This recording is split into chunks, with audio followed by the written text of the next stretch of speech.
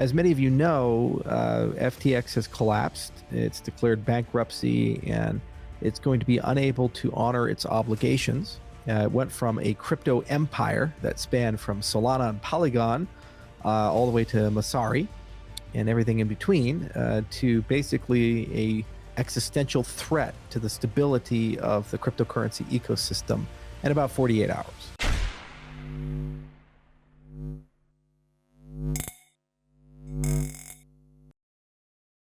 Hey guys, welcome back to Library of Wealth.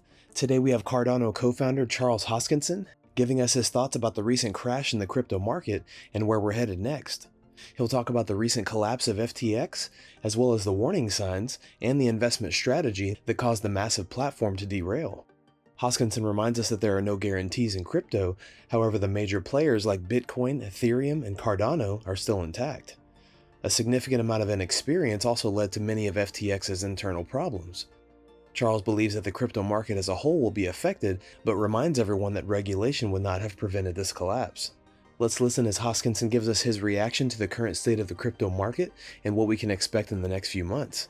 Don't forget to like and subscribe if you enjoy the content we do here on this channel. Let's get right into the video.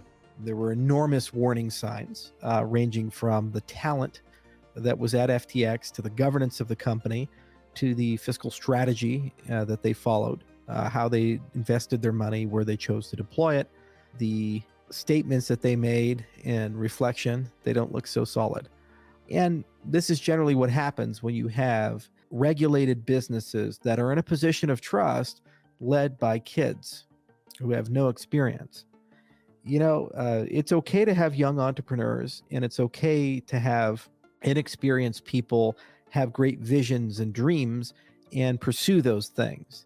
But the first thing that happens when you're a young entrepreneur, because I'm still young and I was very young when I entered this industry, is that once you're given money, you have to bring together a diverse team of people and have that team of people work with you to build something great. If you look at IO, my CFO has over 35 years of experience on Wall Street. He was chief operating officer at Mizuho. He was personally responsible for hundreds of billions of dollars of various commodities and other things at the trading desk he was on and the regulated financial institutions he was at.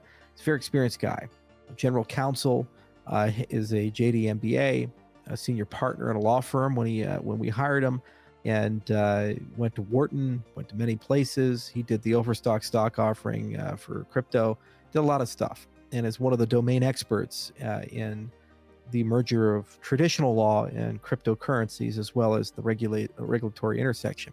Within our circle, we have advisors, external, internal, and people that have lifetimes worth of experience on strategy, marketing, operations, and everything in between, who have been accountable for billions of dollars.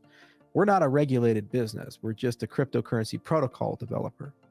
You need this plus if you look to things like a exchange or a trading desk or something where you have a fiduciary responsibility for other people's money. Charles goes on to say that unfortunately the consequence of having people who don't know what they're doing that get into positions of power and trust creates a cascade of catastrophic damage.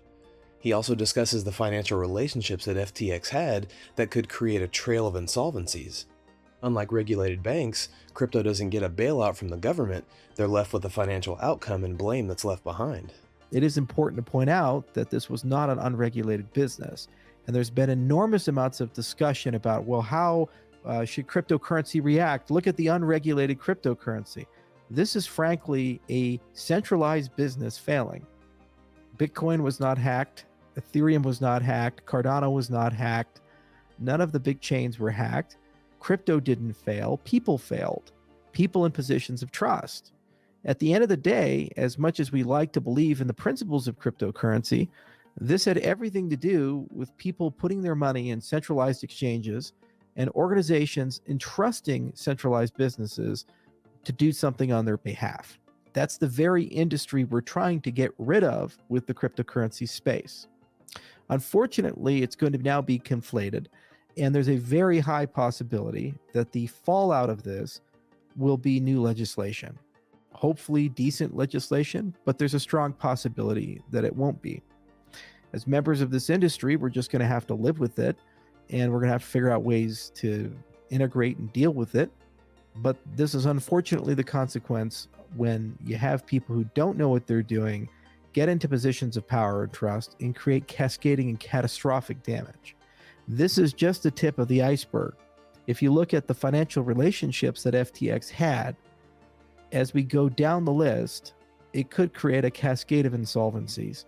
And unfortunately, crypto doesn't get a bailout. Our competitors do. TradFi lives with that every day. They'd already be calling up their buddies in government saying, how big of a check can we haggle over? With crypto, we don't get that. We just get the privilege of cleaning up the mess and then being blamed for it and having to deal with the financial outcome ourselves. This said, I do believe that unlike Mt. Gox, unlike Celsius, unlike Luna and past events, FTX does have the unique property that it could end up being the straw that breaks the camel's back and changes, at least in the short to midterm, how cryptocurrencies work in America. In particular, changes the appetite lawmakers have for giving the industry a pro-growth freedom mandate. We could look at a world where non-custodial wallets are no longer permitted in the United States. We could look at a world where every cryptocurrency except for Bitcoin is labeled a security and forced to comply with onerous regulations which will rob them of liquidity and not provide any consumer protections or investor protections. If you believe that they do, I will remind you that a huge amount of tech stocks are down 90% this year. And I will remind you that Bernie Madoff ran a regulated entity. So don't believe for a moment that additional regulation, if blindly applied, is going to solve any particular problem for the industry. But now that is a possibility.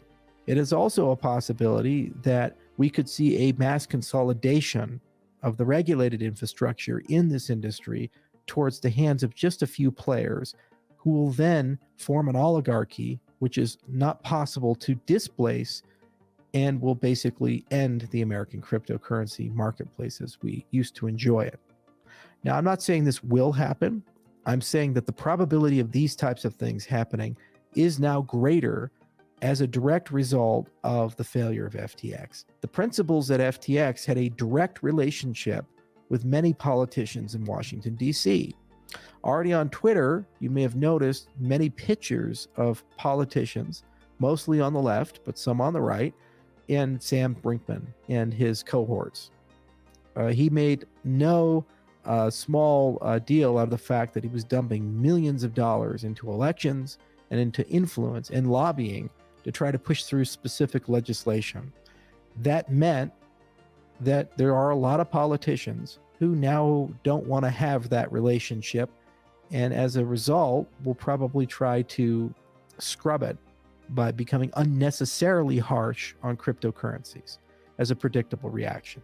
That's why the needle's moved a lot, in addition to the consumer losses that are going to occur, the institutional losses that are going to occur, and potentially the set of cascading failures that can occur. Hoskinson says that self-custody is not the only solution, and that people should have the right to choose what philosophy to have and to allow others to do things differently.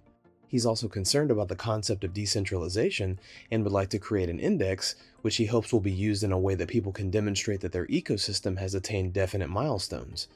Charles is also of the opinion that there needs to be a Consumer Protection Bill of Rights to communicate the ground rules of cryptocurrency to be sure that everyone is protected.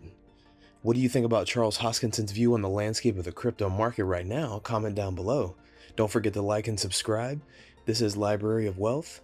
We'll see you in the next video.